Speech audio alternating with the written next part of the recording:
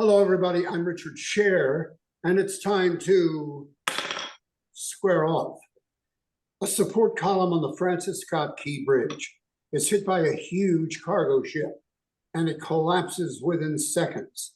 6 construction workers lost. Let's meet our panel today. We welcome Jayne Miller, Tyrone Keys, Rick Vatz, and Tom Minkin, who will be talking a little bit later about his friend, Peter Angelos. All right, so there were 8 employees from Bronner Builders. They were up on the Key Bridge.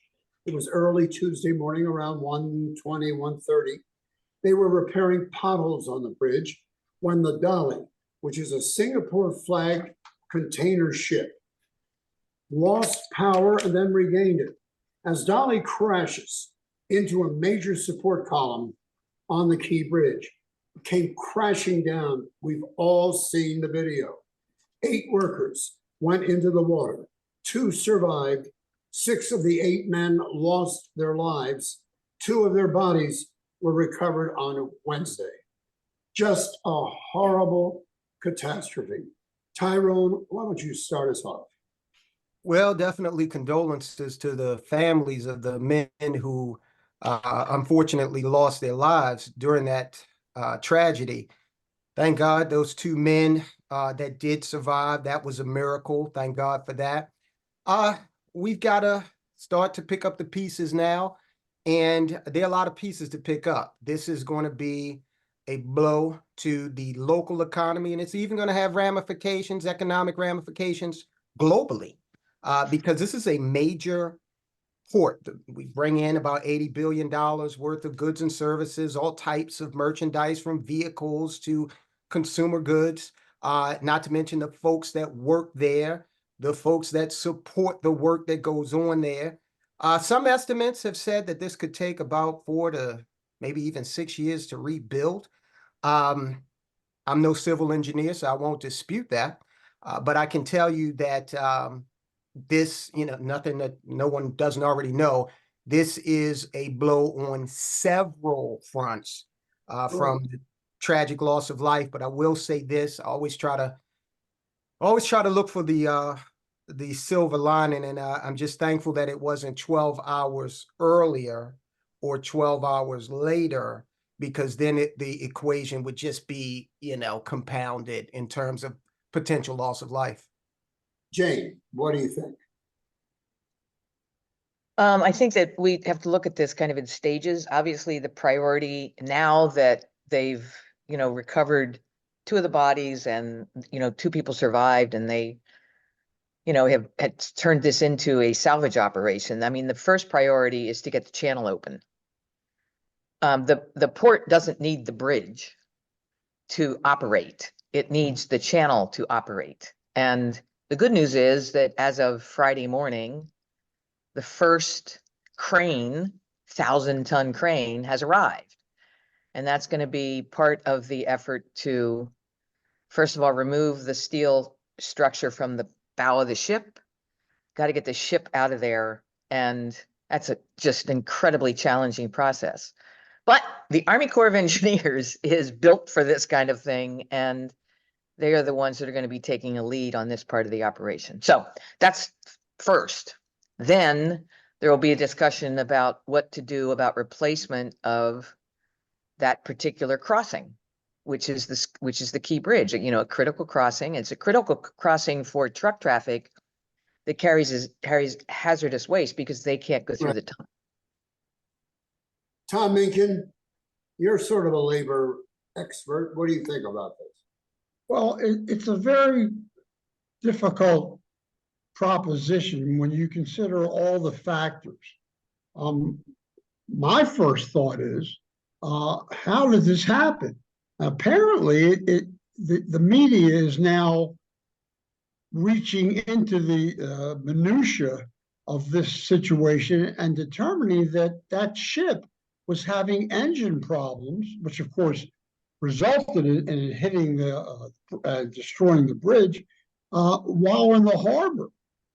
And not only that, but apparently, and this is very preliminarily, the tugboats that are charged with the responsibility of getting it out of the channel apparently left it about a half a mile before it wound up crashing into the bridge. That's not unusual. The tugboat's responsibility is to get them into the channel. The boat was in the channel. Very well, then I stand corrected if that's the case. But the last thing I would say is, and I just read this yesterday, I wasn't aware of it. There's a law that was probably Republican precipitated and passed after the Titanic tragedy that limits the liability on the ship owners. I mean, God only knows how much money this is going to wind up costing. It's certainly going to be in the billions by the time it's over with. And the limit that the shipping company is responsible for is like 10 or $20 million by statute. So Okay. yet again, the government winds up going for the tab. Let's hear from Professor Rick Vatz. Well, let me just say that this is a horrible tragedy. And the New York Times pointed out that when a ship of this size loses engine power, there's little that can be done to change its course. Even dropping an anchor down does not have that effect. And the Key Bridge was particularly vulnerable. We never hear about these things till after a tragedy happens. But as long ago as 1980, engineers were warning that the bridge, because of its design, would never be able to survive a direct hit from a container ship. So this is something that, I mean, it's easy for me to say that should have been anticipated, but there is evidence that this was not a surprise to people who knew about the ship and about the bridge, and that this was a catastrophe waiting to happen. And you've got to be able to anticipate these things, not simply react after they happen. And I want to go back briefly to what Tom said. And Jayne, the policy may be exactly as you stated with regard to tugboats, but I think it's definitely reasonable to take a look at that post incident and say, hey, maybe there is cause for us to let that traffic go on its own after the bridge. Sure. I mean, it'll all get looked at, right? And so right. This is the beginning of a pretty lengthy, this will take many years to sort this whole thing out. And we'll find, quite a few things that we can improve upon as we move forward. So I think that's one thing that may keep us out of this type of situation in the future, maybe. One thing I'd like to note is, this is like the best thing here is the National Transportation Safety Board is involved. And they will look at all of this, and they will examine that policy, the tugboat policy, or whatever happened with the tugboats. They will examine, they've tested the fuel, they're testing all kinds of things. And obviously interviewing crew members, they will come up with a very lengthy report that will have in it findings and recommendations. They are not a regulatory agency, but they are an investigating authority. And so they will make recommendations to the industry, perhaps to the government, about, how to make the travel safety, et cetera, et cetera. But to Richard's point about the bridge was opened in 1977. It was built in the 1970s. This was long before the size of the cargo ships we're seeing now. And yeah, sure, should we have gone back and, refurbished the bridge at some point? Maybe. But that project would compete with other transportation projects, the widening of the Beltway, the widening of whatever. And, you know how this goes. I mean, this is easy to look back and say, oh, we should have done that. But at the time, when they've got the Bay Bridge to take care of and everything else, I'm sure that there would have been plenty of questioning about, well, why are we doing this? We don't have a problem. Let me just say, the reality of it, let me say this. Engineers had warned about this 40 years ago. In addition to which, there's always an issue in today's world of terrorism. This event is a communication to terrorists, that this is another target area that they might want to focus on. So everything today is complicated by the politics of the world and the politics of terrorism. back in 2016, the Dolly, which is that ship, was leaving the port of Antwerp in Belgium when it crashed into a stone wall berth. Dolly remained afloat, and human error was determined to have been the cause. And I understand that there was some maintenance done in the area before it got to where it was. I don't know, but Tyrone, you point out that had it been drive time and the bridge was filled, it could have been unfortunately much worse. But the first responders, 90 seconds to clear the bridge, right, Jayne? Around 90 seconds. It's one of the remarkable effort to clear the bridge. No, I mean it in a very little bit. They had about 5 minutes to know that that ship was kind of drifting, and yes, it was amazing to get to really to block access so that more cars did not go on the bridge. And officers over all the traffic on the Key Bridge. They were very aware. So I mean, there are people who are heroic in their reaction, who are very smart in their reaction, but obviously this is a multiply complicated event that has to be examined from head to toe. The Dolly is almost as long, believe it or not, as the Eiffel Tower, with 3,000 to 4,000 tons of steel bridge sitting on top of it right now. Authorities have said they need to clear the wreckage, as Jayne mentioned, from the ocean floor to reach the bodies of the 4 missing workers believed to be trapped in their vehicles in a superstructure of concrete and other debris. Tom, what are you thinking? Well, of course, it's a terrible situation.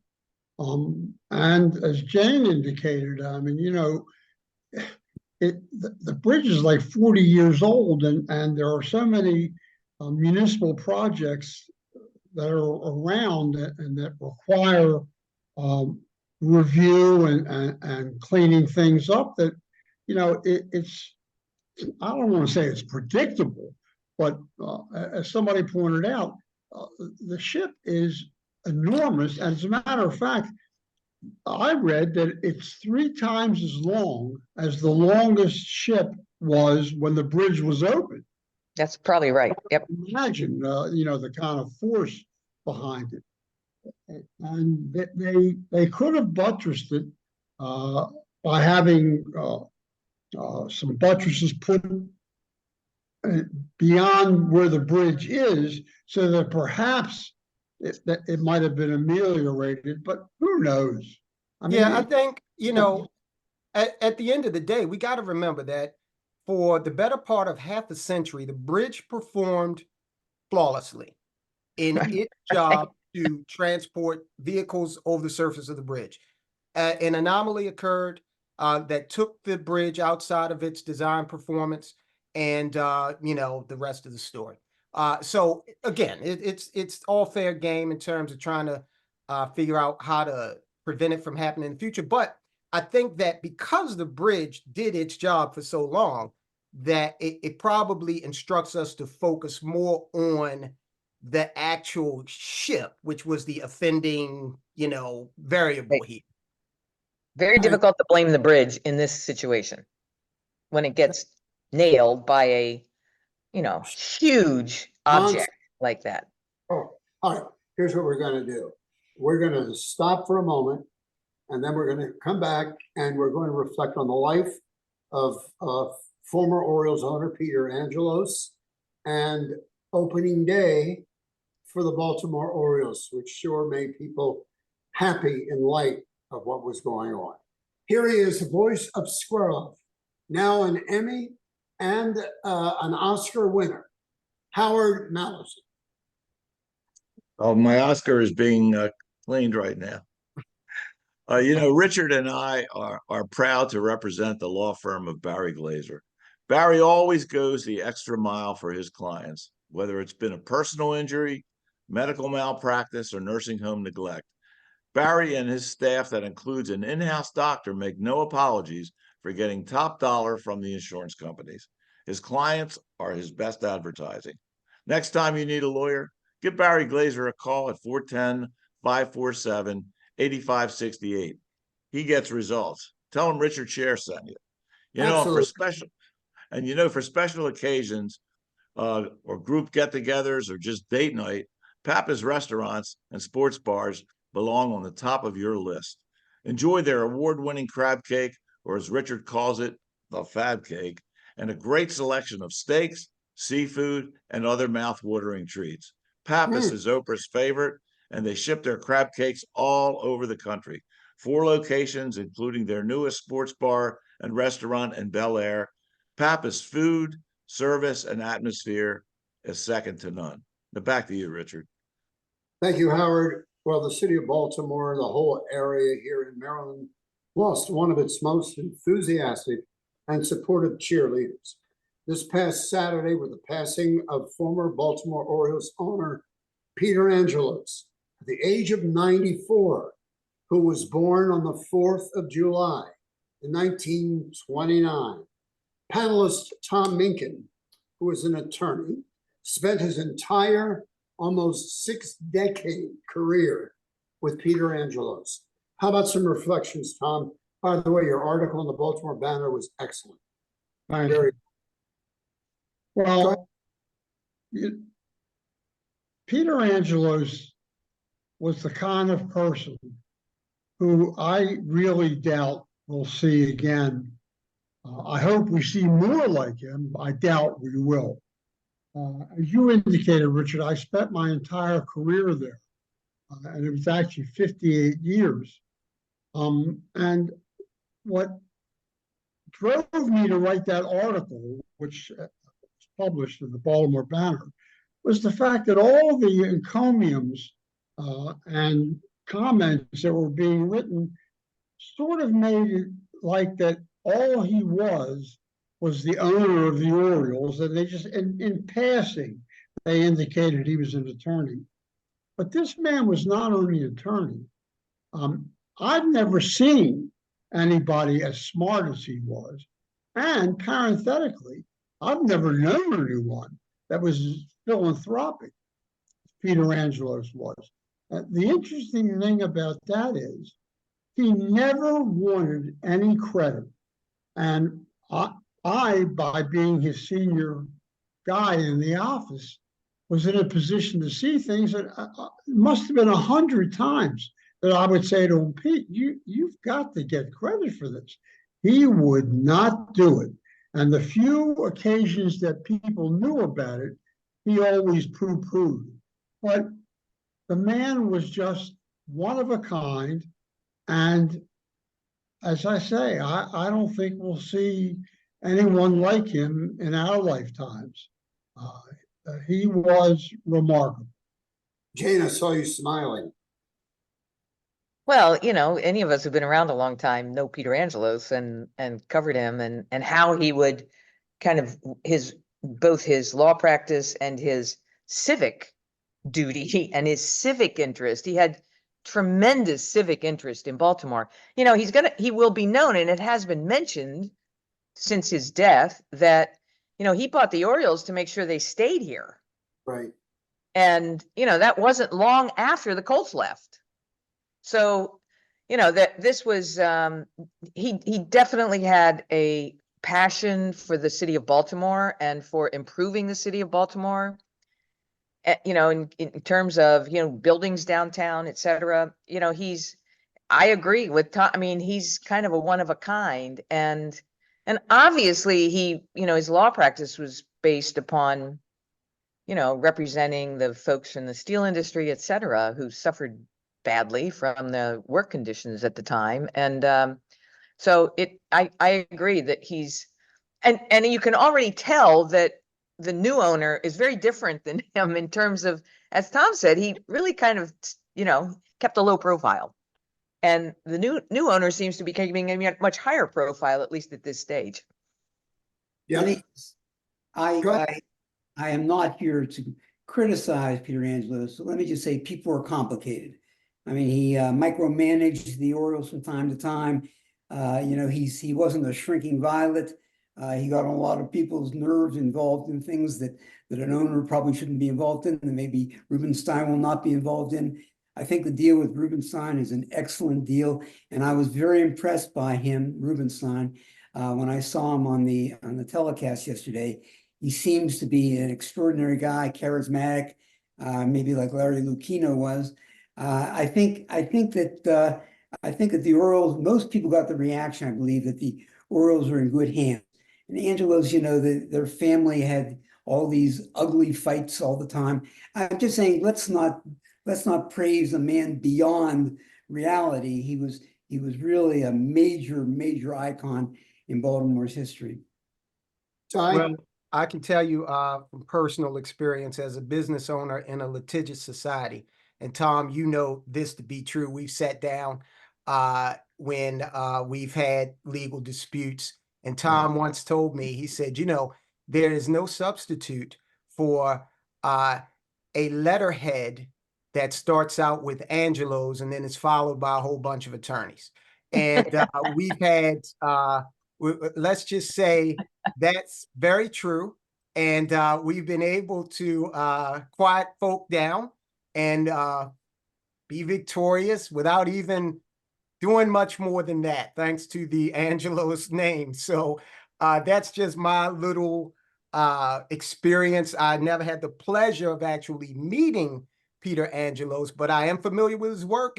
Look at University of Baltimore, look at the Cathedral of the Annunciation, and you can see, his philanthropic works that he has, been able to help organizations with. So a life well lived. Hey, look, it's something that we can all aspire to, right?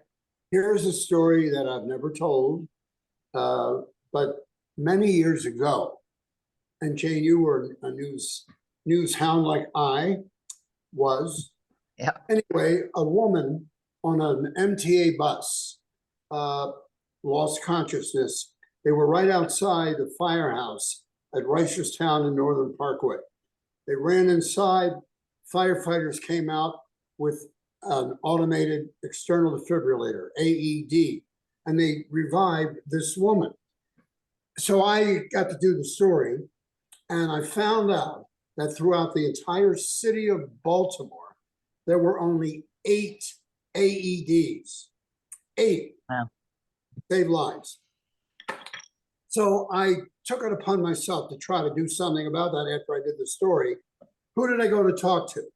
Peter Angelos. I explained the whole thing to him and how AEDs save lives. But a city this size can't just have 8. He said, what would it cost? What would it cost me to put an AED in every police car and on every fire engine and truck, ambulance in the city? I figured it was around, I found out from the fire chief, about $200,000. Well, picks up the phone, asks for a check for that amount of money, gives it to me. I gave it to the chief. I became, by the way, I did become an honorary fire chief. Yes. And Peter is responsible for the AEDs being on every fire engine and in the city. So for that, he gets a round of applause. And when we come back, we're going to applaud the Baltimore, they're so red hot, Baltimore Orioles. Howard. Thank you, Rich. The way some people drive these days, auto accidents are on the rise. If your car has been in an accident, the insurance companies can't tell you where to take your car. But that's why more and more people are trusting their auto repairs and auto maintenance to leading edge auto body and mechanical repair.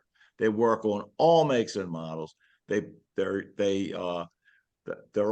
pick up your car anywhere in Baltimore free, a free charge just to get your car, and they deliver it back to you anywhere in town. Give them a call at 410-433-6433 or visit them at 5807 Falls Road in the heart of Mount Washington. They make your car look and run like new again. That's leading edge auto body and mechanical repair, the best. Baltimore is one of the best diner towns in the country, and the most popular of them all are the Double T diners. TT, totally terrific. For breakfast, lunch, or dinner, the Double T menu offers you many choices. You'll want to order everything on the menu. With locations at Route 40 West, Perry Hall, White Marsh, Annapolis, Pasadena, and the EC Diner in Ellicott City. Plus, Monday nights are lobster nights at By the Docks in Middle River, and that's all in the Double T family. Back to you, Richard. All right, don't forget Leading Edge. I can tell you quite a few of the viewers who watch Square Off taken their vehicles there and have come away very, very, very happy. Well, also during this opening week of the Baltimore Orioles baseball, Major League Baseball owners voted unanimously to approve the sale of the American League East champions to Baltimore businessman David Rubenstein, who went to Falstaff Elementary, Pimlico Junior High, City College. I mean, he's a real local guy. His group only paying, Jayne, your salary when you left BAL, $1.725 billion. That's B as in billion dollars. And Rubenstein saying to own the Orioles is a great civic duty. And also that ownership group includes O's Hall of Famer Cal Ripken, former Mayor Kurt Schmoke, Basketball Hall of Famer Grant Hill. And David Rubenstein is also co-founder and co-chairman of the very successful Carlisle Group in Washington. Jayne, tell us about opening day, man. It was great. The weather held off. I mean, it wasn't a nice, bright, sunny day, but it didn't rain. They had a very nice opening ceremony and paid, respect to, first of all, the folks who died in the bridge incident, and then also to Peter Angelos. And they had a very nice opening day, and with Morgan State Choir sang the national anthem. And then they won the game 11-3, although it's a long season, so we'll see how that goes. But I think that when I look at David Rubenstein's investment, it signals something, and that is that yes, this is a sports organization, but this is also an institution, so to speak, in Baltimore. And here is a guy who's a very successful private businessman who is investing in Baltimore. He wants to make the team better. He wants the city to be better. He has vision for that. And I just think it's a win all the way around to have somebody who, and you can tell, I mean, if you saw his pictures yesterday, he was going around taking selfies with people, talking to the vendors, etc. He likes baseball. He likes owning this team. I mean, and he seems to be very public about it. I just think it's a great win for Baltimore for an individual like this to take ownership of this team. How about starter Corbin Burns before the crowd of 40? 11 strikeouts. We were all trying to think, have we ever had a starting pitcher on opening day that struck out 11? I think the answer is no, not since the 1930s or something like that. That would have been the Orioles. He also retired 18 of the 19 batters he faced. Right. And of course, the Orioles won 11-3. What, Tyrone? Right. It looked like you're about to throw a pitch. Yeah, I just wanted to actually piggyback on something that Jayne said. Baltimore, from an investment standpoint right now, buy low, sell high. Baltimore is in a situation where it's losing population, where the political situation is in flux. Could be a great time to invest in Baltimore because, in a lot of metrics, we have nowhere to go but up. So I think that from that standpoint, and then you look at what the Orioles have done, in recent years, this could be a boon for the city. Mind you, as far as pro sports, I haven't followed it since Meadowlark Lemon. I don't get into the actual game. But from a business standpoint, I think that it bodes well for Baltimore from a variety of standpoints. I just wanted to agree with Jayne on that. Tom, wait, before we get to you, Rick, Tom, you lived most of your life with the Orioles and Peter Angelos. That's correct. And he was a terrific owner in that, as everyone is saying, Baltimore drove him to do all the things to buy the team, number one, and to improve it to the extent that he did.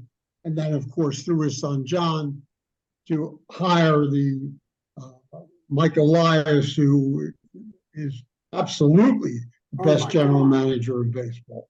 And the team that he's produced, I mean, the Orioles have, in effect, an entire second team that they can't use. They're down in AAA winning championships down there. I mean, the Orioles are coming, and they're going to stay for a long time. Mr. Professor Rubenstein Vatz, seems to be a wonderful guy. Best of luck to him. yes. This, I want to remind everybody in the panel, this is square off. We're not supposed to all agree on everything. Why not? But trying to be ecumenical, I will mention that the playoffs last year were not a golden moment for the Orioles. We hope to do better on that. But I am very happy with not only Rubenstein, but also the association with Kurt Schmoke, who is one of my favorite politicians in the history of Baltimore, and also Cal Ripken, who is just, finally we have a little bit of conservatism in Maryland. I like Cal Ripken a lot. So I think he's surrounded by really good people who really care about the city, and I think it's all positive. But we do have to remember the playoffs last year took a lot of wind out of our sails. Do you ever laugh and have a good time, Rick? Yes, Richard, really? I mean, do you ever Richard, look out have today you- and you know what? This is a good day.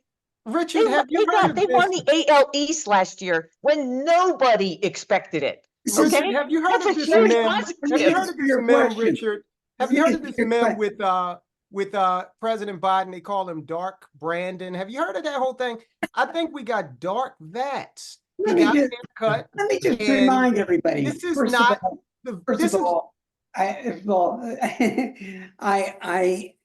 this is square off. It's not loving. So this when is I'm on, Vatz from a different reality. This is the alternate reality Richard Vatz we're dealing with. Nothing wrong with having a nice conversation about some things. Nothing wrong with that. That's what we're having. We're having a conversation. And you need a voice to bring you back to reality. I'm just saying. Well, and I'd like to congratulate Richard for bringing such a grouch as yourself onto the show, who feels it necessary to throw mud on an otherwise pristine Correct. scenario. Let me also add that my only political impersonation of note is somebody from many decades ago, but I will not get into that. Rick, you're a pleasure. I think we should start doing the show with just one guest a week, and it should always be you. That'll be fun. It'll be fun. All right, listen, excellent discussion.